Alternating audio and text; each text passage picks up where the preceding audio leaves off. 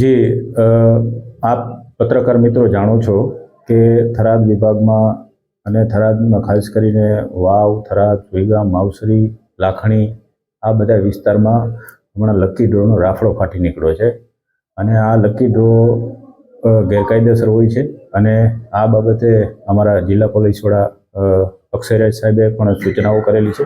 તેઓના માર્ગદર્શન પ્રમાણે અમે કાર્યવાહી કરી રહ્યા છીએ અને આ લકી ડ્રો જે ચલાવે છે એ લકી ડ્રોના જે લોકો છે તેના વિરુદ્ધ ગઈકાલે અમે જાતેથી ફરિયાદી બની અને એના વિરુદ્ધ ગુનો રજીસ્ટર પણ કરવામાં આવેલા છે। લકી ડ્રોમાં એક અશોક માળી કરીને છે તેના વિરુદ્ધ ગુનો દાખલ કરવામાં આવેલો છે। બાકીના એક જગદીશ સાધુ અને તેના સાગરીતો 5 જણા છે તેના વિરુદ્ધ પણ ગુનો દાખલ કરવામાં આવેલો છે।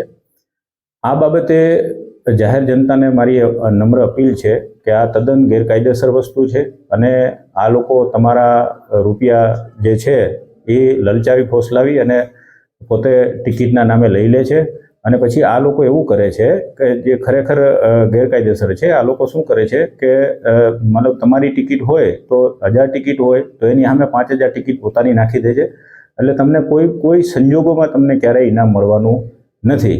અને આવું પણ અમને જાણવા મળેલું છે કે લોકો પોતાના બૈરાના ઘરણા વેચીને 10-10 હજારની ટિકિટો લે છે। માટે જાહેર જનતાને નમ્ર અપીલ છે કે આવા લકી ડ્રો પાછળ પોતાનો પૈસા વેડફે નહીં અને આ લકી ડ્રોમાં એ લોકો એટલા ચાલાક હોય છે અને એટલી છેતરપિંડી કરતા હોય છે કે તમને કોઈ સંજોગોમાં તમને ઇનામ ના આપવા દે એવું જાણવા મળેલ છે। લોકો 1000 ટિકિટોની સામે 5-5000 પોતાની ટિકિટો નાખી દે છે અને જે ડ્રોની જે કરવાની સિસ્ટમ હોય છે એમાં પણ છેડછાડ કરે છે। એટલે લોકોને ખાસ અપીલ છે કે તમારા કિંમતી રૂપિયા તમે આની પાછળ બરબાદ નહીં કરો અને તમે મહેનત કરો અને મહેનતની કમાણીના તમારા પૈસા બરબાદ થઈ જશે।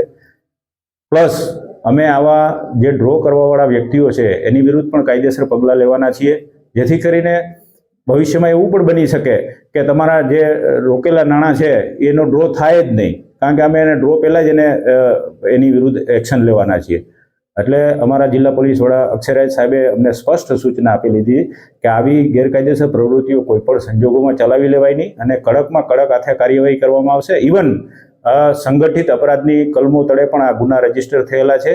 એટલે આમાં જેટલા હશે જે એજન્ટો હશે નાનામાં છેવાડાના એજન્ટ સુધી અમે જશું અને એની વિરુદ્ધ કડક પગલાં લેશું અને પાછા પણ અમે કરવાનું વિચારી રહ્યા છીએ કારણ કે આ તો ખૂબ થાય છે અને કરોડો રૂપિયાના લોકોના કરોડો રૂપિયા પોતે આવી રીતે અનાથ બાળકોના નામે અને ગૌચારાના નામે પોતે લઈ જાય છે।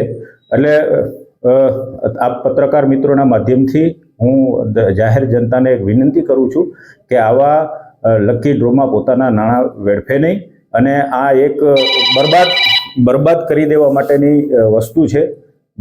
તમને કોઈ ઇનામ લાગવાની શક્યતાઓ જ નથી કારણ કે એ લોકો એટલી છેતરપિંડી કરતા હોય છે કે ઇનામ લાગવાના ચાન્સીસ બહુ ઓછા હોય છે।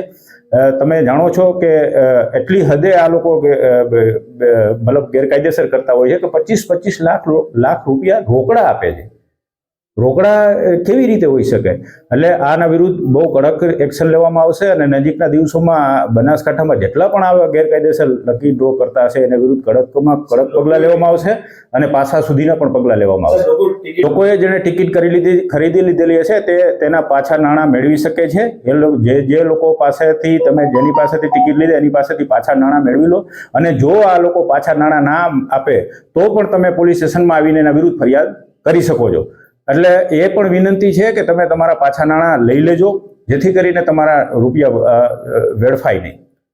કેટલા ડ્રો ઉપર કાર્યવાહી કરવામાં આવી છે અને બીજા અત્યારે હાલની પરિસ્થિતિ પ્રમાણે અત્યારે 2 ડ્રો વાળા ઉપર મેં ગુના દાખલ કરાવેલા જાતેથી અને બીજા એવા મારી પાસે હજી 4 લોકો છે 4 ડ્રો વાળા છે કે જેના વિરુદ્ધ અત્યારે મારી તપાસ ચાલી રહી છે અને આના વિરુદ્ધ પણ કાયદેસર પગલાં લેવામાં આવશે। હા અત્યારે એની તપાસ પોલીસ ઇન્સ્પેક્ટર થરાદ ચલાવી રહ્યા છે અને એની ટૂંક સમયમાં અટક થશે।